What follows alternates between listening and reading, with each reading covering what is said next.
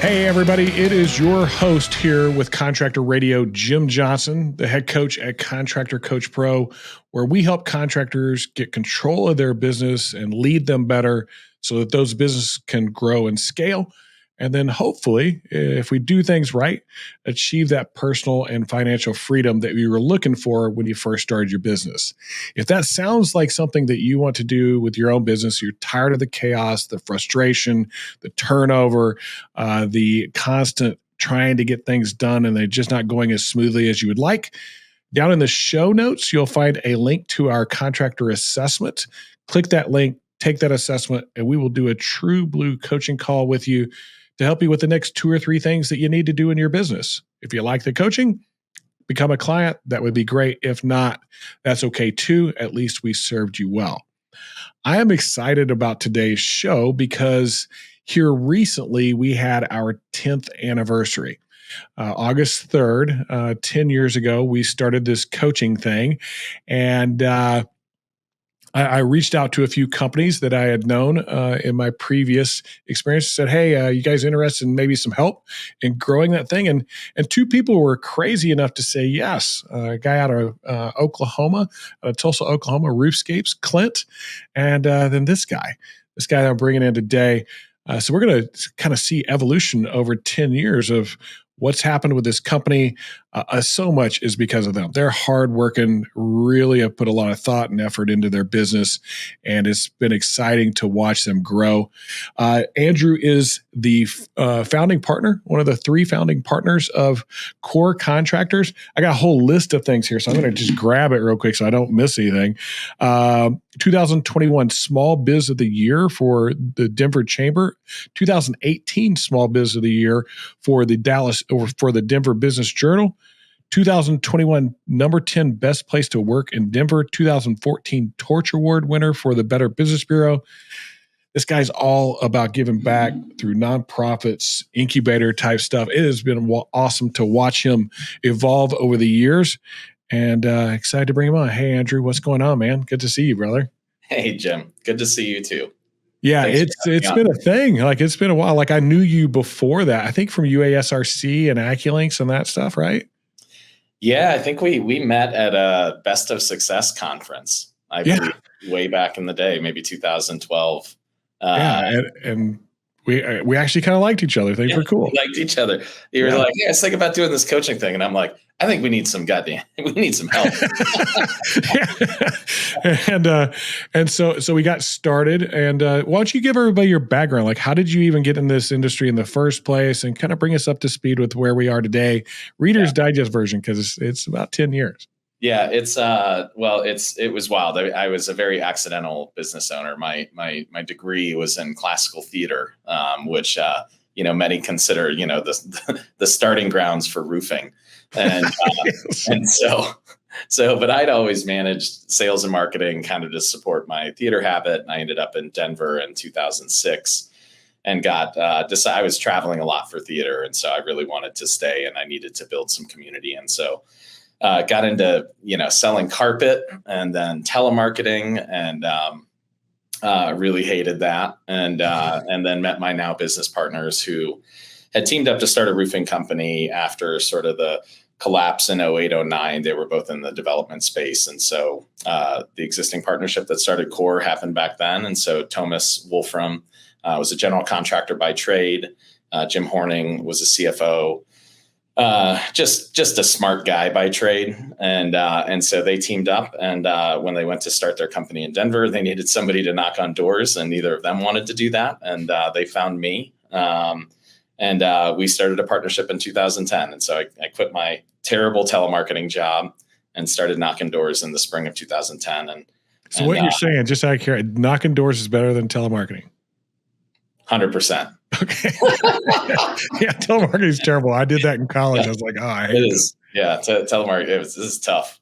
This is tough. Be on an auto dialer for a couple months and let me know how that works. And so it's a tough deal. But yeah, we teamed up and I feel like the first couple of years of doing business, we were really sort of looking to the industry to inform who we were and how we were structured and how we did what we do.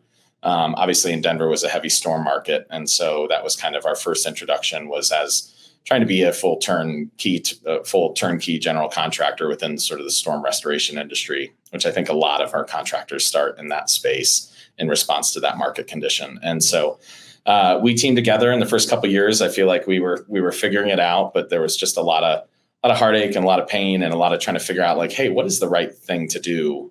And what does it look like to do this differently? And I remember, I joined a SBA Emerging Leaders Program in 2012, and I saw, or 2013, it might have been, and I saw the first Simon Sinek "How Great Leaders Inspire Action" video, which has obviously been well loved by a lot of people in our industry. But I saw that video, and it just clicked for me, and I was like, "That's what we're missing. We're selling from the outside in and not from the inside out." And so you and I met about that same time, and I was like, I came back to my partners, Jim and Thomas, laugh about this. And I was like, guys, I know what we're missing. We need a purpose statement. And Jim and Thomas were like, totally. But actually what we need is $250,000 of revenue this month. And then we can talk about purpose all you want, And so that was the start to our journey. And that was our engagement when we met was, hey, could you help us navigate? How do we figure out a purpose statement for our company to sort of be that North Star and lens that we apply to all different avenues of the business? So then that, we worked with you. We landed on Doing It Right Matters, which at first seemed so simple, but we kept coming back to this idea that we wanted to do things the right way, and it mattered to do it the right way. And it wasn't perfect, but we started to implement it, and we immediately began to see areas that didn't align in our house with that idea, with that statement. And we were faced with the decision of saying, hey, do we mean it when we say it? And if so, how do we change? And how do we align with this vision? And that really took us on like a wild trajectory of growth. Obviously, lots of hail out here. We were still only doing residential work. And then in 2015, we had our biggest year ever. But we had a lot of dysfunction, we finally started tracking our exit surveys of our client satisfaction and sort of a net promoter score in 2015. And we realized that while we were building a heavy referral-based business through our referral partners here in town, that we were only had about 75% said that they would refer us. And while 75 doesn't sound terrible, you can't piss off 1/4 of your clients, of your referrals, and think that it's going to sustain. And so we were exposed to Traction, which I'm sure you've chatted with people about Traction. We read that book at the end of 2015 and started self-implementing Traction and the entrepreneurial operating system back then. And it really helped to have partners in this and not be a sole entrepreneur in terms of the accountability of the partnership construct. And then that really led us down a couple of great paths. One, we eliminated all of our non-roofing and gutter trades, and then started to invest into a commercial service strategy to try to decrease reliance on weather while we had some good years, but also improve our systems on the residential side, and continue to grow. We talked to it for years as kind of a chiropractic adjustment. We had grown strong, but our structure was a little out of whack, and we needed that adjustment to help us have a firmer foundation that we could continue to grow on. So that led us into, 20, basically up into the pandemic in terms of understanding, how Traction really helped us operationalize sort of these ideas of belief and behavior into our company. And I became a student of that type of work. And that's when we got to interact a little bit more. And the roofing industry really started to acknowledge that we can create purpose-driven cultures that maybe haven't looked this way in the past, and disrupt some old mindsets around a business owner's relationship with their people and their company in terms of our responsibility as owners to the people that we lead. And so that kind of led us to the pandemic. Pandemic went crazy. Pandemic was wild. Denver, as you know, just stopped hailing for 3 years. and that was tough. And I think Denver caught COVID. It's like, we can't handle it. Denver caught COVID. It's a great way to put it. And then the supply chain caught COVID, affecting commercial stuff. And so our brilliant strategy for non-reliance on storm and what we already thought was a recession-proof business in this market was challenged on both fronts. And so it's been a tough couple years of a valley, and leaning back in to really sort of redirect, reestablish things, and prepare us. And then things have gotten back to busy this year. So I hope that was a succinct enough. When you cover 10 years, it takes a minute. Yeah. And funny enough, it's been a bit of that trajectory for us too. As I first started coaching contractors, I'm like, hey, I do have a wealth of knowledge that I can share, and some important things that I believe in. This idea of having a strong foundation with a vision and purpose and core values and mission. I don't think people give that enough credit for the value that it is, because it is the guiding light for what you're going to do in your business. And I always use you guys, actually, like that Do It Right Matters. You guys got really behind that, and it really helped you grow your business. And everybody that came in, while they may not have been 100% there, it did make a difference in how you looked at things, and everything was kind of looked at through that lens. And I always held you up as like this shining light, that's what culture looks like. And we walked through a lot of things together, the trimming down of it was one of the first things I remember sitting in your offices with you. I'm like, why in the world are we doing all these trades? It's a lot of trades. It's hard to manage, right?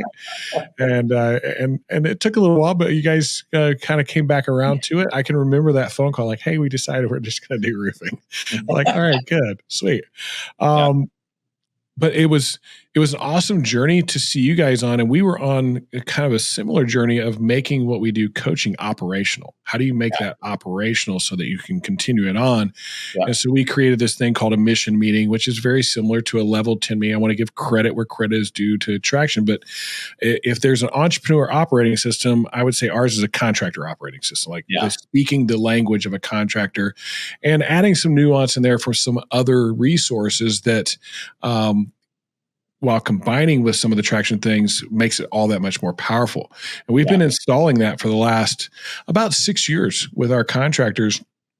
And it's been really wild to see the results of that and have them come back to us and say, hey, it's nice to have this accountability system in there that really forces us to hit that guiding light that we're after. Through all this time, it's kind of a big rise. And then we're like, hey, we're going to do commercial, get a little bit more recession-proof type of thing. How did that evolve for you guys, like going from residential to commercial? Yeah, we had it helped that Thomas, my partner, is a great construction mind. He had a construction management degree from Syracuse and had spent many years with bags on, doing framing and all sorts of different things. So that was always been, I think, one of our biggest advantages to broaching into, whether it's new material we're installing or new verticals of business, has always been really helpful to have him there, because his mind is able to really assess risk from a construction standpoint. And it was tricky. We were really trying to figure out, could we expand our referral network, which we get a lot of our business from insurance agents out here. And could we expand that into commercial? And we felt like we needed to do that by investing first into a service model that could build relationships through service, and then sort of be in a pole position, or at least a last look position, when larger opportunities came through. And the first couple of years were awesome. It was I think 17, 18, 19, 16, we were kind of building the service. And then 17, 18, 19, we're a $1, $2, $3 million a year on the commercial side. And so we felt like that was trending in a really positive direction until the pandemic hit. And so, but boy, I will say that the service building and running and operating service departments is a long game. And it takes a lot of commitment and just finding the right people and the right system to follow on that. And so, it was trending in a really, really positive way until the pandemic hit. And then that was where, we were. Where all those commercial properties said, hey, I want to hold on to my money. Well, the capital and all the distribution went, hey, we don't have any ISO board. Yeah.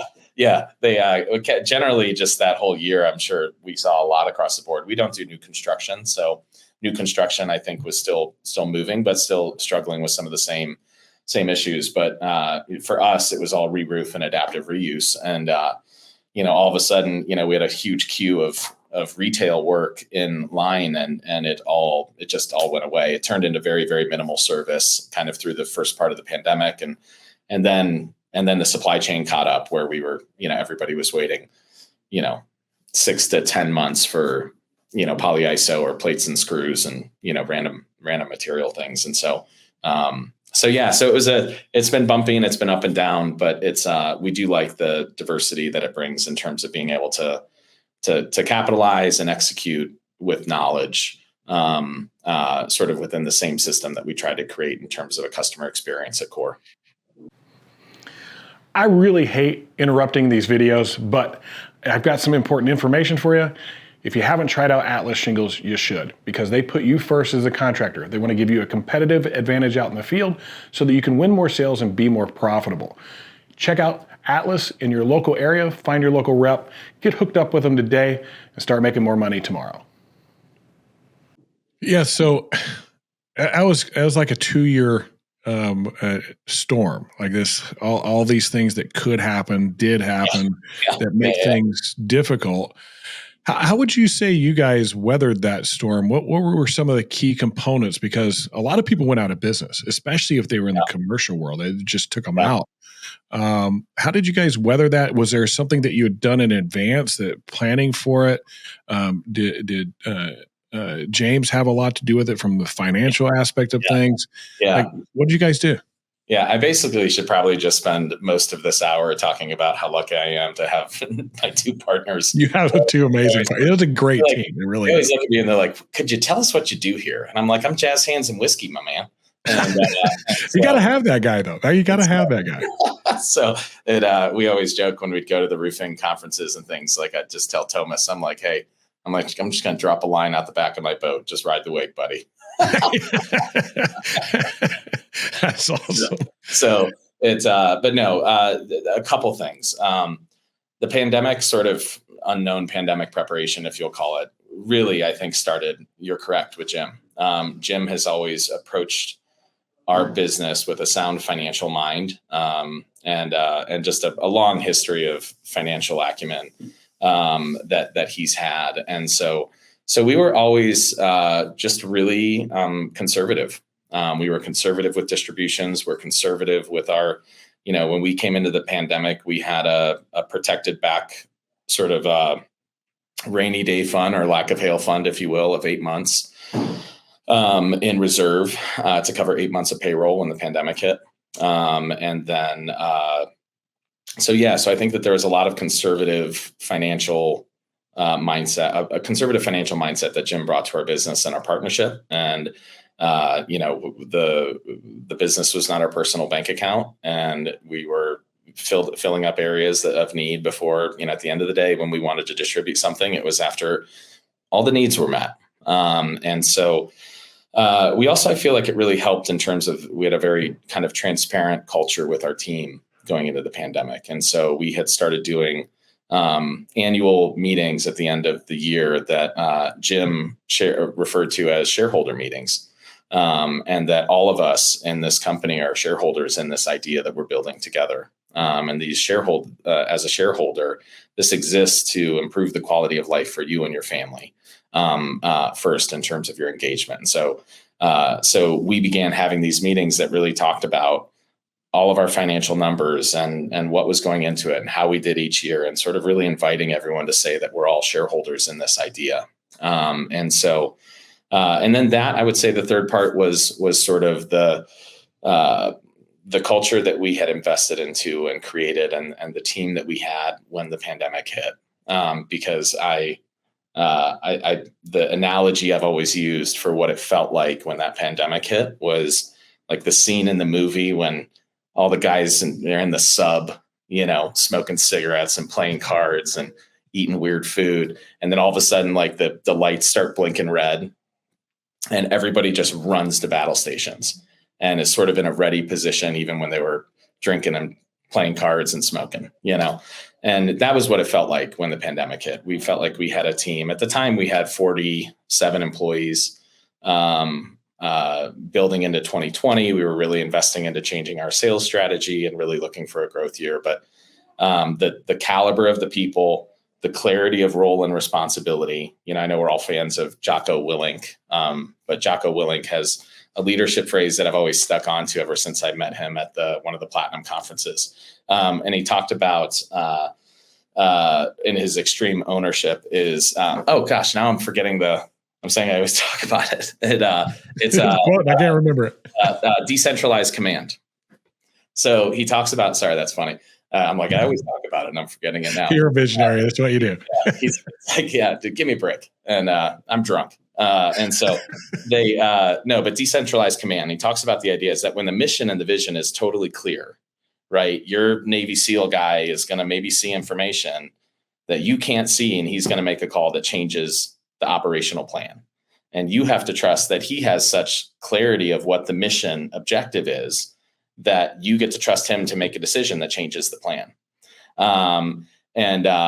So that's been something that I think that was so helpful, was that who we were and how we showed up and how we behaved was so ingrained in us in that moment that everybody was clear about what their function was. They were clear about what their responsibilities and roles were.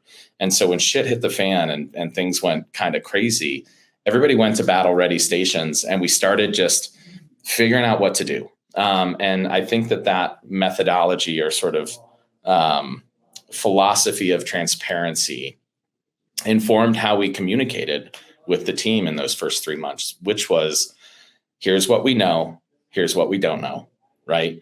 Let's focus on what we know. And these are the things. If you see any toilet paper or Clorox wipes or hand sanitizer, buy as much as you can and distribute it. We'll reimburse you, And so, we just had that rhythm. And I think that it created peace of mind for everyone, that when we were able to say, hey guys, we didn't know it'd look like this, but we've been prudent with our finances. We've been conservative with what we've had. We've been building our backlog. We could not do any business and we can survive for almost another year. And so going through that process, I think as a team only incurred more and more sort of buy-in into that. No one's going to show up to work and the door is going to be locked. Yeah. When that pandemic hit, people took one of two routes. They either went into this confusion mode and were almost at a place they couldn't do anything because they didn't know what to do. Mm-hmm. And then there was like you said, the battle ready. You're like, all right, so that wasn't in our plan, but we know what our mission is. Our mission is to empower people to believe here at Contractor Coach Pro. So let's go do that. Let's execute that. My team was absolutely amazing, and sounds like yours was too to get through that thing.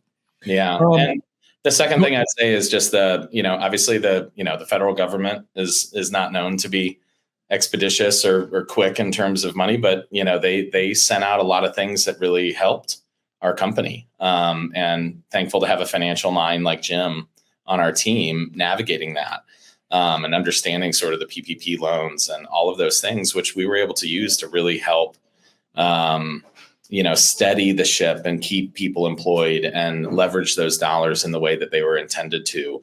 And so that was definitely a huge part of it. We didn't have enough backlog to make everything work without some of that funding, and that helped us do it. And then we kind of had to get to a place where we had to do a bit of a painful restructure in the fall of 22 to sort of right the ship, lean back in. Jim and Thomas and I had started to step out of the company in 21 from a full-time operational perspective, and then it was kind of like it's not all mountaintops, and sometimes you go through a valley and you got to decide, are you going to get back in and figure it out? And I think now we're reaping the benefits of still maintaining as much of the core team, if you will, who we put up against anybody as I think the best team in roofing. And we were able to keep those and still lose money and manage, get us back to a place of figuring out a new strategy this last Q1 and Q2, which was going to say, hey, we're going to get back to profitability without storms, period.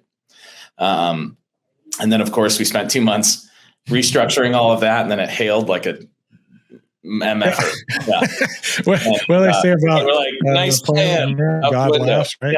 Yeah. And so it's hailed more in the last couple months than it has in the last 5 years combined. So, we're trying to not lose some of the quality of sort of what we did from a strategic perspective in terms of this reliance on hail. But at the same time, we're dealing with quite the storm here, and the team has come back. I think I joked with you, we've had 6 or 7 of our old employees come back in the first month after the storm, and some key pieces, ESA and our scheduler, field managers, coordinator, sales reps, and I think we're going to have 2 of the highest performing residential only reps in the history of anybody I've ever heard this year. It's pretty awesome. Yeah, there's some big numbers out there right now. I should touch base with you and see what those numbers are. Yeah, I had a guy on the show, 18.3 million residential. That's like residential only. Oh, I should shut my mouth then. Yeah. No multifamily in that. Nope, mind blowing. Like he had a team around him. I should shut the hell up, Jim. He's been doing it for 23 years. So he has a team. Don't mistake that he was able to do that. Maybe by themselves. Yeah. Anyways, so that's where we are now.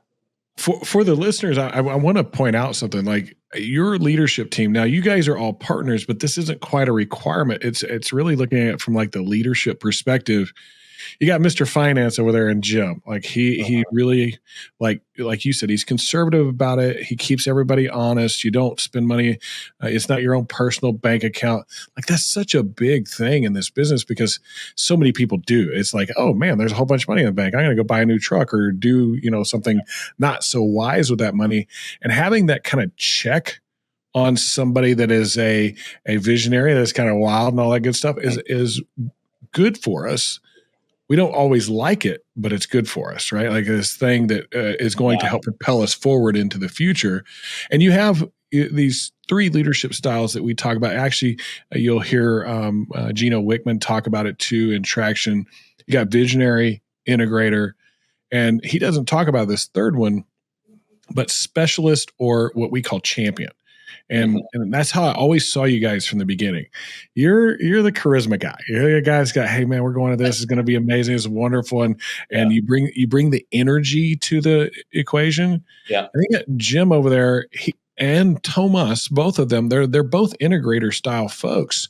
But Thomas is really like champion too. Like, hey, I got this building thing. You don't have to worry about it. Yeah. You guys go do your thing. Well, I like the idea. I like the moniker of specialist. I mean, that's he's a generalist, but a specialist, I think, in terms of construction and he's just unbelievable. I mean, a guy like I was talking to him whenever we first met. I'm like, this guy knows way more than I do about production and building things for sure. I wish I would have had a guy like that. Yeah. And so I think that's key for people listening to go, okay, which one am I? Which one am I in this thing? How do I find the other 2? Because it's really important to have that mix. They don't have to be partners. They can be other leaders in your business, but somebody that puts a check and balance on you. Yeah. I can remember when I first started, I was the only one as a contractor and like, hey, I got all this money. It's wonderful. It's amazing. Yeah. Then I got like a finance person. I was like, oh, that's really all the money I have. Okay. Now I understand it. Like, that's a bit different. Yeah. And then I had a production guy that actually did become my partner that was much like Thomas, like absolute rock star. That was his thing. And so knowing that about this industry and having those 3, I think is just super important. Have you found that to be true? Yeah, I would say, boy, sometimes, you say you don't want to be like, not think you're lucky and think born, what does they say? Born on third base and think you hit a triple. And so, we really lucked out in terms of how this gelled. But the takeaways from it have just been so incredible. I think our industry is plagued with horror stories of partnerships. And it's not just our industry, it's the world. Partnerships are hard because before you go any further, I don't mean to interrupt you, but what do you think made it actually work? Because you'll say it yourself. Yeah. that those guys are like, hey, what do you do here? Like, what's your job again? Like, but that's okay with you guys. I mean, I can remember talking about that with you up front, like getting these roles, and they were both like, no, that's his job. Just be Andrew. Like, go be Andrew, because Andrew is what's going to draw the attention. Yeah. And we'll do our thing. I think that, there's a, I think friction, like healthy friction is really what creates relationship, right? You're married, I'm married. And it's like that friction in terms of a commitment is what produces good life, right? If there's no friction, then there's no repair, and then there's no growth, right? And so I think sometimes we're afraid of friction, and I think we need to lean into it and recognize that it's not personal when it happens. I think the thing that is when I've reflected on what has made our partnership so successful, and we've started other businesses, and we have real estate together, and so it's been deference. And I think that there's an element of, we've all been owner operator involved for a lot of years until we together stepped back a little bit to create some more paths of upward mobility for our team members here. But I think it helps. I think there's resentment sometimes that can grow from a money guy that's sort of silent, and the guy that's doing all the hard work. And then when he needed the money, he sure loved him. And then when he was making the money, he sure hated cutting those checks. And there's inherent tension to those formats. So I think it was helpful that we were all in it. But then I think it was really helpful that there was such complementary skill sets, like you mentioned. Like when you think about as a leader, whether it's a partnership or whether it's on your leadership team, we all have a tendency to like the people that are like us, and that's a major problem in hiring. Thomas was an expert in construction, Jim was an expert in finance, and I was an expert in doing whatever it is I do, making people like me. And so we when we teamed up and we really got to know each other, we realized that lots of decisions probably had a greater percentage of where it lied in one of our three camps, right? Was this more sales and marketing and culture? Was this more managing a relationship in a complex situation? Was this more of a construction problem, or I don't want to do this, or I want to do this and you don't want to do it, or was it more of a financial problem? And so I think it's important to note, for the first 7 years of business, we were not equally, the ownership percentage was not equal. So, but from the day that we really, really got into this, we've treated it as thirds, even though it wasn't thirds. And there was deference based on where the decision lied. And so if it lived a little bit more in one of those camps, it didn't mean that person, carte blanche, had the say, but there was respect to the value of their opinion having more weight. And I think that's something that sometimes gets in the way because of egos and trying to be right and different things like that. It's saying, let's have deference for where this decision lives within our camp. And then recognize that when we leave a room, one, power of three is nice for all sorts of reasons, but we can leave a room with a decision no matter what. And sometimes it was me and Thomas ganging up on Jim, and sometimes it was Jim and Thomas telling me to stop spending so much damn money. And so, but we could leave a room, and then when we left that room, it's like, having collaborative discourse, right? When tackling wicked problems and saying, like, how do we solve issues at a team? Everybody's heard, you're repeating yourself, you're politicking. Let's get it all out there. Let's have a discussion. Let's settle on a path. And then once we settled on that path, everybody's behind it. Everybody's behind it. You may not have won this one. You'll win the next one. But what you're responsible for now is to get behind it, get your team behind it, and be a part of the solution, and not allow that sort of nagging discomfort or pain or annoyance of not winning this one, and being like, we're going to win if we're on the same page, right? Dude, that is so much wisdom right there. Realizing whose wheelhouse it's in, deferring to them when it's in their wheelhouse, and not having an ego about winning an argument, right? Like that's call a spade a spade. That's what it is sometimes, right? It's this argument, and going, you know what? That's a financial matter. Okay, Jim, that's cool. I'll stop spending so much, right? Yeah. Well, we joke. We say that Jim's, I'm the engine and Jim's the brakes. Well, that's the thing. I don't want to sell you tend to be pretty humble and self-deprecating and stuff like that whenever it comes, they're so awesome at what they do, but like you guys wouldn't be core without you, like that part. Yeah. And they know that. And I think that's really valuable that they know that. And that you wouldn't be core without them. It's such a great dynamic between the three of you. I think the people listening today really should hone in on that part, the wisdom of that. And that was really good. Thank you for sharing that, by the way, because that's sometimes some things that we don't want to talk about, right? Well, it's been fun. So I'm a big fan of being in it together with someone. I think the individuals that grow and build businesses by themselves are some of the most impressive people that I know, that they've learned to do it all, because we're not good at all of it. And so raising sort of those skills that maybe don't come easy to us. Like I still don't know how to run a payroll, and I never will, No, you're not allowed to touch that. Yeah. I'm like, don't touch that. Like it was a few years ago. They're like, everyone follows these communication rules in the system. Andrew's just not going to be in the system. And so that was a good move. It brought a lot of clarity to everybody. Oh, here I am interrupting you again, but this is an important message you do not want to miss, because it's about AI in sales. Could you imagine having every sales call recorded, analyzed, tell you what's winning, share it with everybody else so they can start winning? Everybody's closing percentages go through the roof. If you haven't heard of Rilla Voice, you need to. Go check out Rilla today in the comments below. Okay, so let's switch gears a little bit. Yeah. Back in the day, we went through the whole core values, mission, purpose, and you mentioned it earlier. This purpose of doing it right matters, and that served you well for quite some time. Yeah. But like all businesses, they evolve over time. Ours evolved. We were coaching contractors to win.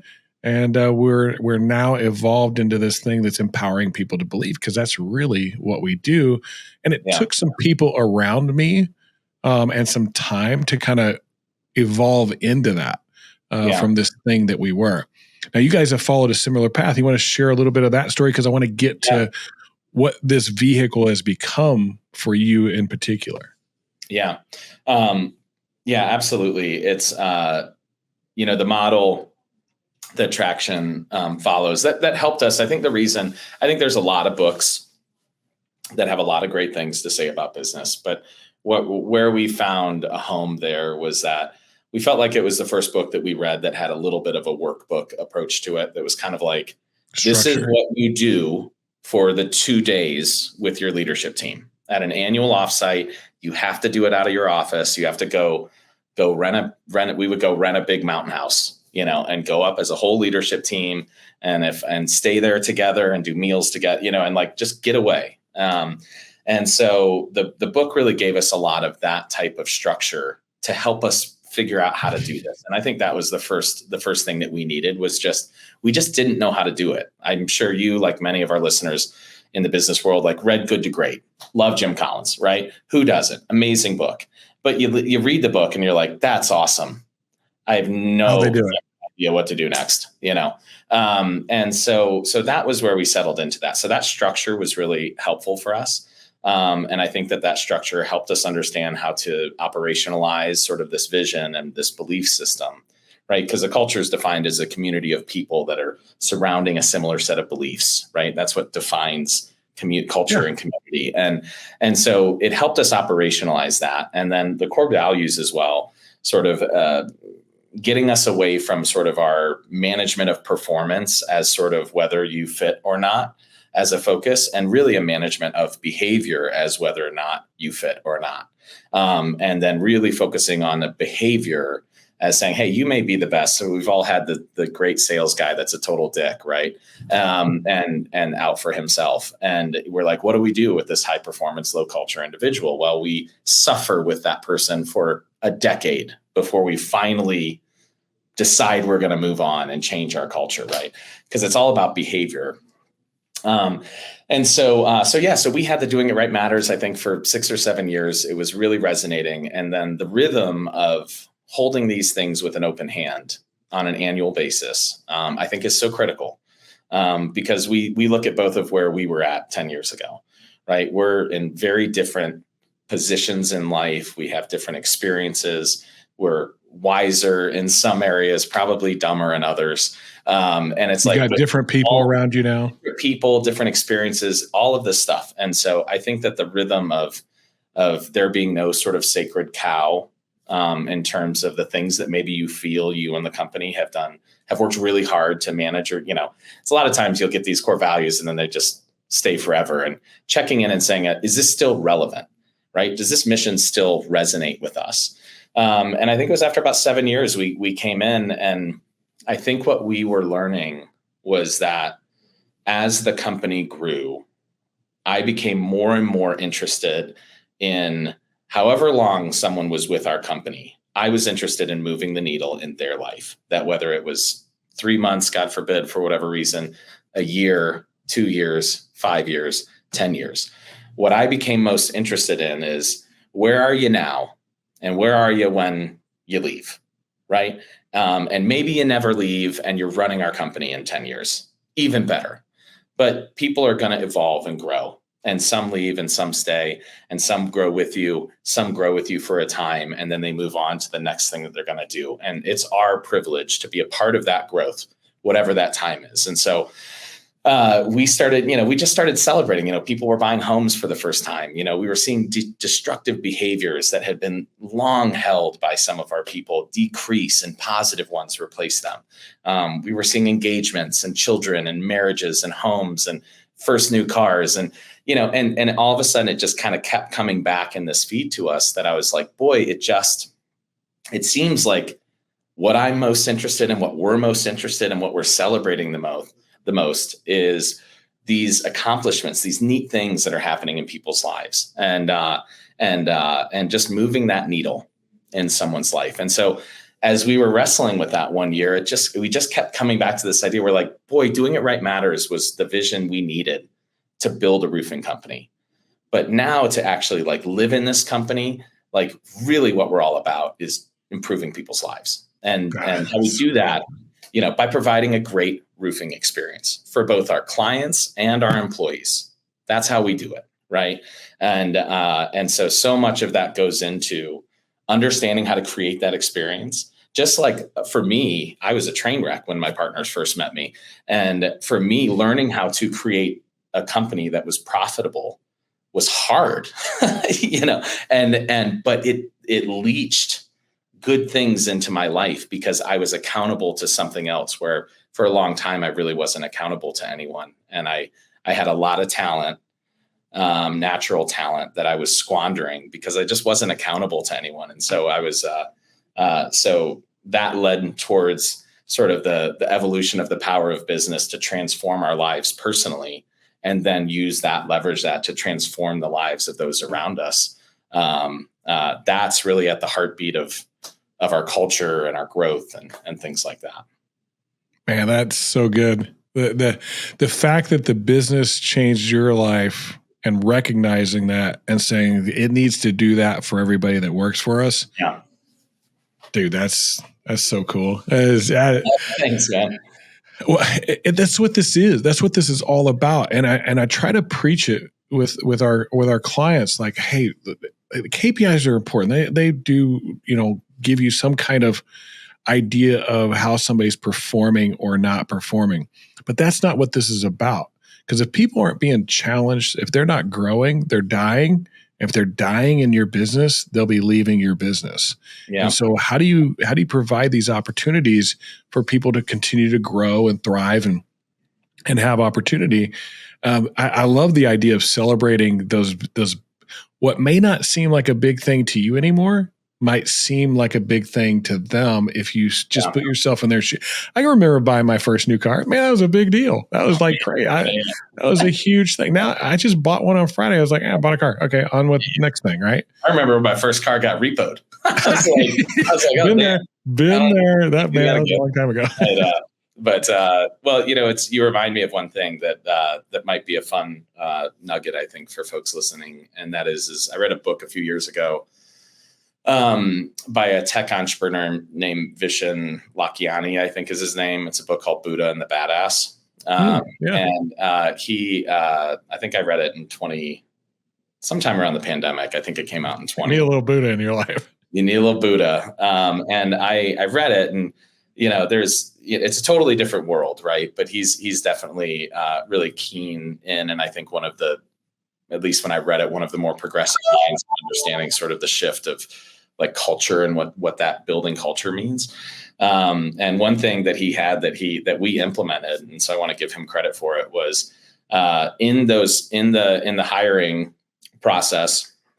After someone's hired, I would always sit down with every new hire after, sometimes before the hiring, sometimes I wouldn't if I didn't need to, or my management team was taking care of that.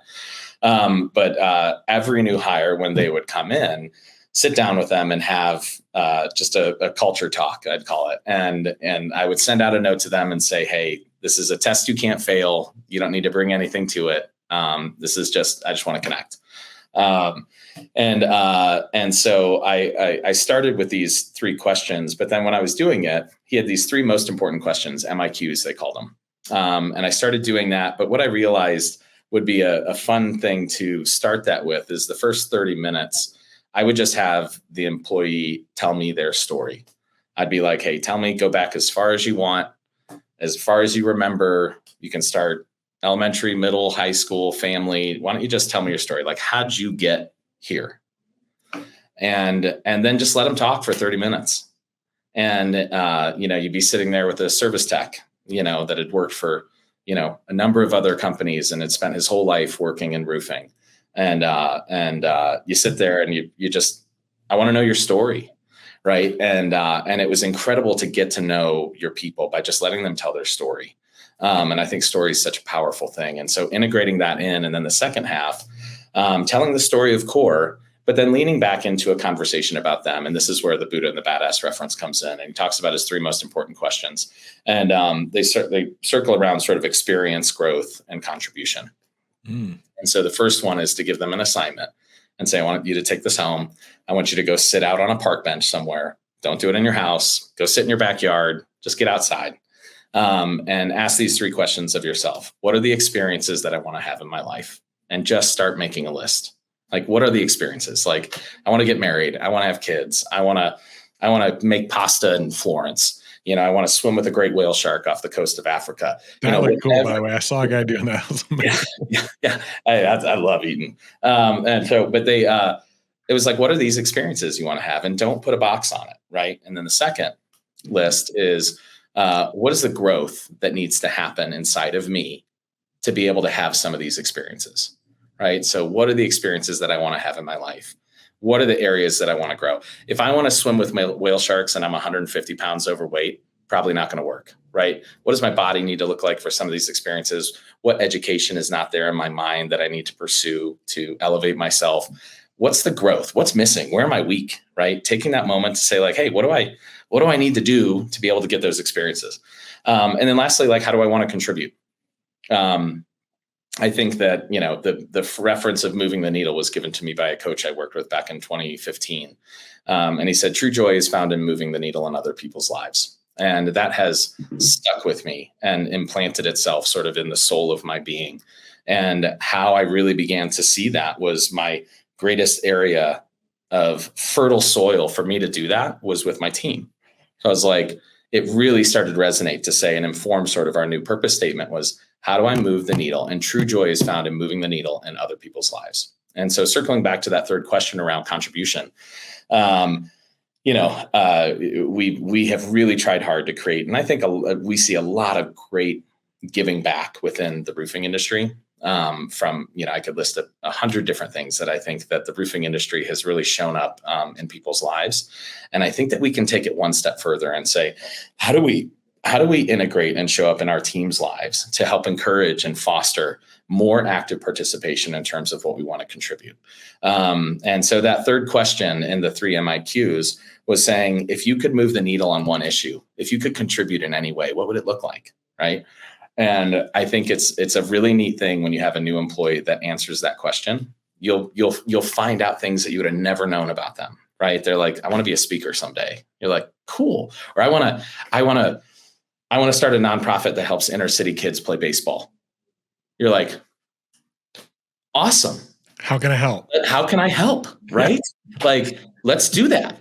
Let's do that. You want to let's start a nonprofit and remove any of this stuff that says if we invest into the growth and the development of our people, that they're going to magically steal all our ideas and start a company and steal all our clients. It's like, God, stop it. It's like the inspired employee does inspired work. And our job is to inspire them, is to cultivate the things and ask them the questions that other people are not asking them. And a lot of people are not asking them, what do you want to have in life? What's missing? How do you want to grow? And when you have the capacity and the time to give back, what does it look like? And how do we start doing it now? Because you think you can't now, but maybe you can a little bit. And then maybe that little bit can grow. And then the more that you invest into them, the more that they invest into themselves, invest into their family and their surroundings. And slowly, bit by bit, you build loyalty, love, the family environment that a lot of companies say they have, but they don't. It's become kind of a taboo word now that companies use to say that, oh, we have a family-run company, and everybody rolls their eyes sitting in the back of the room. And so that's how you avoid it. Yeah, most families are dysfunctional. Yeah. I don't know if I want to be a part of that. I don't want to be in my family's company. Yeah. And man, that's so good, Andrew. I wrote some things down because some of these practices I actually do. It's one of the very first things whenever I bring on a new coach. Like I was going to say, hey man, whenever you're ready to start coaching, it looks like you're ready to go with us. So you just let me know. Like you ready to move on, new career, got a place and home for you here, Andrew. You can come and coach some contractors. I think you'd be great at it because that's what I'm after more than anything else. Whenever I'm working with somebody, or even with our own employees and coaches. What is it that you want to get out of this? Yeah. What are you aiming for? And what can we do to help facilitate you getting there? Because if you don't grow while you're here, I failed you. Yeah. Man, it's so good. That last piece right there, every owner should be writing that down and going and doing that tomorrow. Yeah. It's something that can you sell all the jobs you need to sell tomorrow. But you reminded me of, I think, one of the most impactful moments I had. I remember having this conversation with a new field manager that we had who had a young family. And I was kind of talking about it, and I was playing with it a little bit too at the early. I was like, oh, do I give them homework? Do I try to do it in the meeting? So it's, it was all like kind of a learning curve. But I remember, I think him coming back with his list that we set a follow up after he went and did it. And I was like, his one experience, his first experience, he's like that he wanted to have with his two kids. He's like, I want to take a vacation with my family. And gets me still, You're like, you don't do that? Yeah, you're just like, you sometimes, sometimes lower to moderate income families, just like, can barely scrape it together. And, he was just like, yeah, I want to take my family on a vacation. I was like, we're going to fucking do that here, buddy. Yeah, no kidding. Yeah. Let's get that done. Yeah. And so I just think it exposes and intersects you with the humanity of what's really happening. We get so focused on, are you going to be a good field manager, and you better answer your phone, and these are your responsibilities, and don't be late, and all of this stuff. And yes, you need all that. Right. But we also, I think, sometimes have lost a little bit of what actually keeps it all together. And that is really investing into the development of your people and not being afraid to invest into their leadership, invest into their growth, push them to do things they wouldn't normally do and create experiences they wouldn't normally have, so that you're pulling them until they start to feel the momentum, and then they carry themselves, and then they start pulling other people behind them. Right. And so it's just a beautiful thing. It is, man. And the last 15 minutes here, absolute fun. I want to, you got time? You got a minute? Yeah. So all this has led to something for you. Like you started to get this has become a thing for you, changing people's lives, and not just inside of your own company. You got involved in some nonprofit stuff. You raised like $5 million to get this thing off of the ground. It's called the Other Side Academy. And you also do this leadership exchange program. Just real quick, first off, what are those two things? Secondly, why those? Is that just part of living out this purpose? Yeah, it was it's so funny how life, sometimes takes wild turns, right? And I Mhm. think that, it's what do they say? Like good luck is the intersection of preparedness and An timing, opportunity.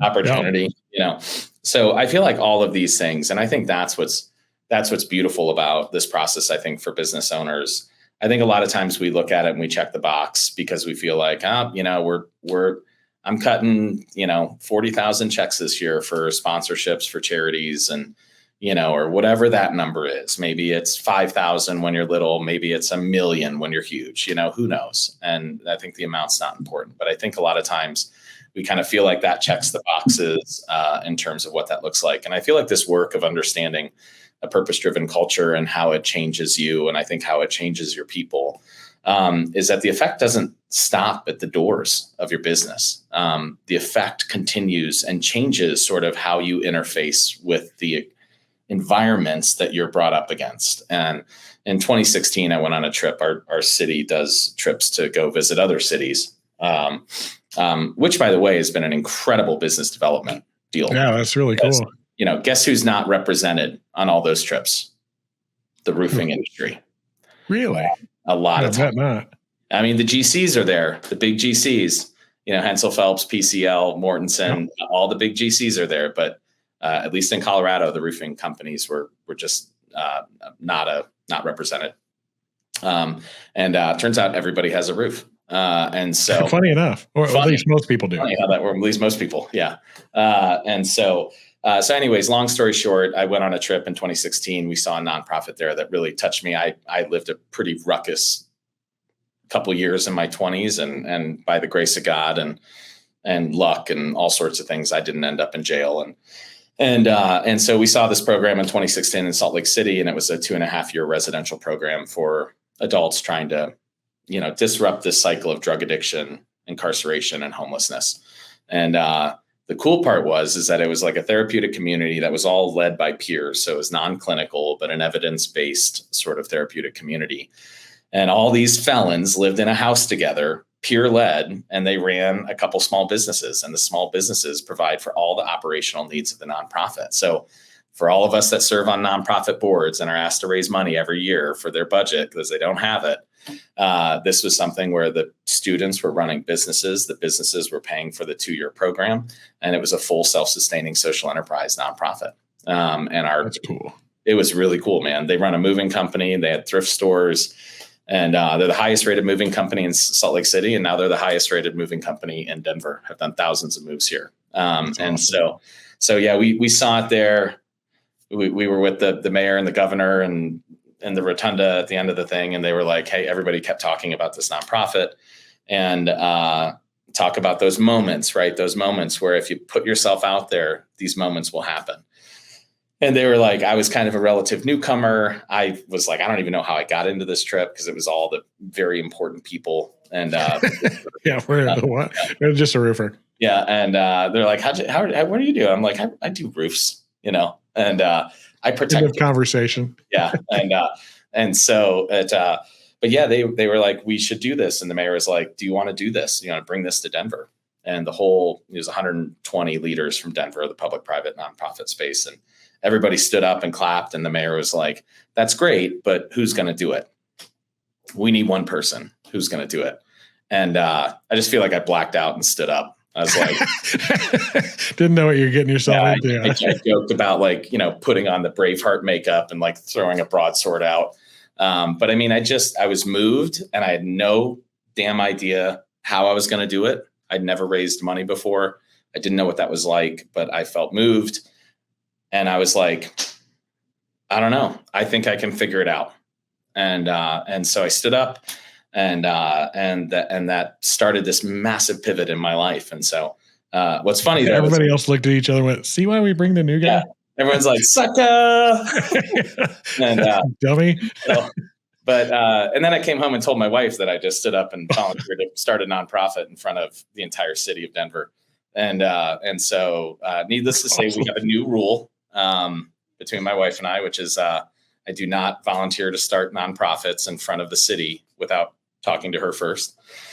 I got a new rule like that in my life too. Here Yeah. Because we had a 6-month-old baby. I mean, it was, business was, we were just starting to take off. This is 2016. I mean, it was, it was not like I wasn't busy. But yeah, so we, long story short, put an advisory team together, didn't know what to do, how to do it. But, sometimes if you just keep moving, and I feel like there's been a principle that's been embedded in my life since then about persistence.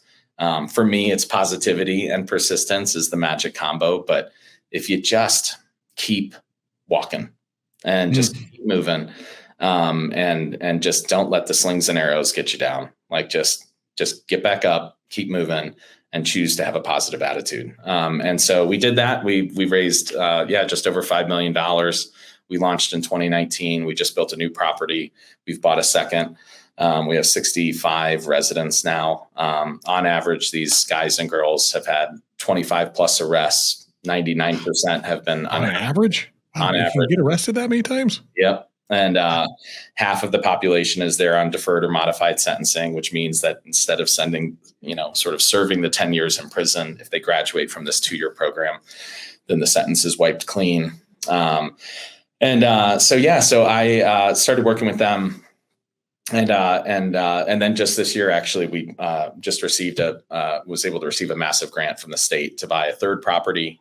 So we're hopefully within 18 months, we'll have a campus of about 120 residents, changing their life. Man, that's so cool. Yeah. That is so cool.